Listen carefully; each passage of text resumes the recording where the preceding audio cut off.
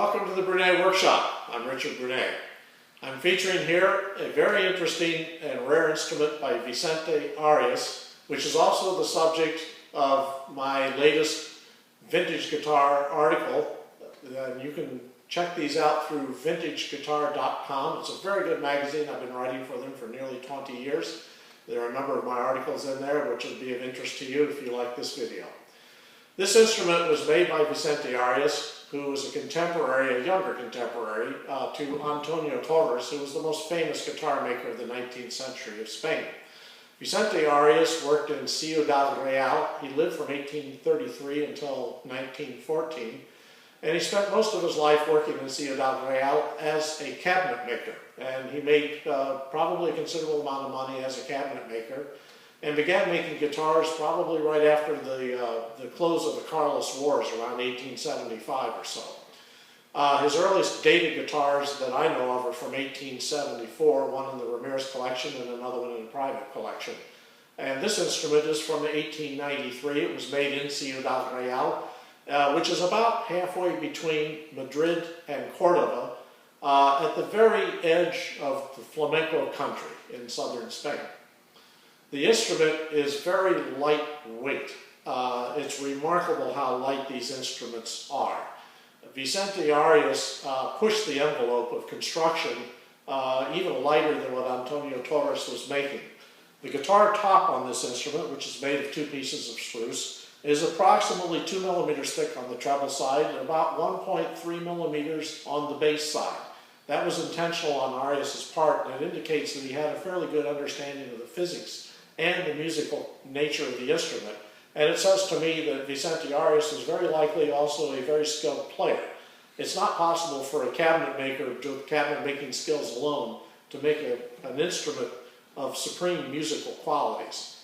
The work of Vicente Arias came to the attention of the best guitarist of Spain in the 19th century, Francisco Tarrega, who was from Barcelona, who from Vicente Arias around 1878 or 1879 ordered a very small instrument that he was going to carry around under his cape so that he could practice and keep his fingers strengthened while he was traveling. On Vicente's guitars, there are at least 5 labels known to me that he used. Three of them, from the Ciudad Real period, and 2 that he also used in Madrid. While he was in Madrid, where he moved in around 1903 at the age of 70, he had 3 distinct addresses. The shops were located in the neighborhood of the Reina Sofia Museum and the Prado Museum, which is a very expensive high-rent district.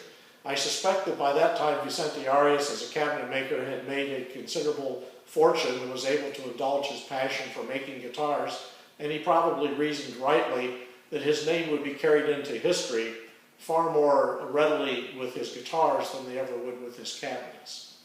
This instrument is a full-size instrument. Vicente Arias made guitars in a number of different sizes. This is the largest size that he made. The body is 18 3/4 of an inch long. The scale is 25 1/2 inches. The body is 14 1/8 inch wide, and the depth is 3 5/8 at the butt and 3 3/8 at the neck. Like many Spanish makers of that era, Vicente Arias worked in inches rather than in millimeters. Today, of course, we use all these measurements kind of interchangeably for convenience and depending on what we're measuring. The back, which is made of rosewood, and you can see this is joined without any inlay in the center of the back. There are 3 braces that are very delicate on the back, and they are let into a solid spruce lining strip. And they have very distinctive pillars on the ends of each brace, including the 2 top braces that support the ends of the braces. Those are very indicative of Arias' work.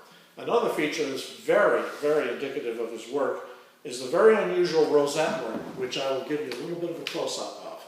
These flowers that are in the central part of the rosette are not made from the pixelated sticks that were typically used by other Spanish makers even today, but they're actually made from different geometric shapes of different colored woods, very carefully cut and glued together to form a stick about 4 to 6 inches long that has this design of each flower running all the way through the stick. And once that was assembled at great length and effort, Vicente Arias would then slice it like a sausage to produce the individual tiles that were laid around the rosette, producing the pattern. Now, this instrument was recently restored in our shop. It's owned privately, and we were able to replace the original fingerboard on this instrument, which was made of Circassian walnut, which was a wood typically used by Arias and other makers of that period to make their guitars very lightweight. We, upon consultation with the owner, decided to replace it with a very lightweight ebony fretboard, which will give a little bit more sustain than the Circassian walnut will. We also replaced this bridge, which is an exact copy of the original bridge. This bridge is made of stained walnut with an ebony cap.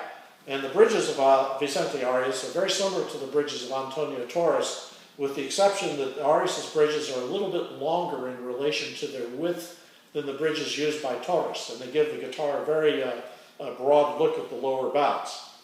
Now I'm going to play a little bit on this instrument so that you can hear the sound of this. I'll play a little bit of Portamalagueñas, which is flamenco. At the time when this guitar was made, players and makers did not distinguish guitars as being classical or flamenco, so whether they had rosewood or other woods for the sides and the back, or whether they had machine heads or pegs, had nothing to do with what the intended usage of the instrument was.